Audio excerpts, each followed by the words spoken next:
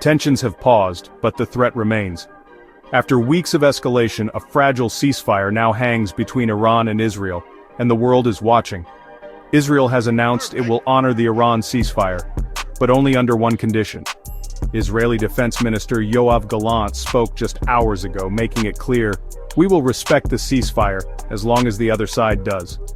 He also revealed a direct call with United States Defense Secretary Pete Hegseth, where the two reaffirmed their alliance and deepened security cooperation.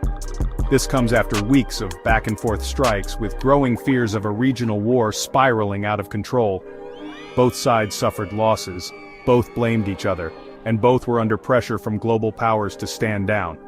Now, the battlefield has gone quiet, but no one knows for how long. Defense analysts say this ceasefire may only be a pause, not a peace, and that any small misfire could reignite full-scale conflict. International diplomats are urging restraint, calling on both Iran and Israel to avoid provocations and begin real dialogue. Meanwhile, the public across the globe remains divided. Some call this strength, others call it survival.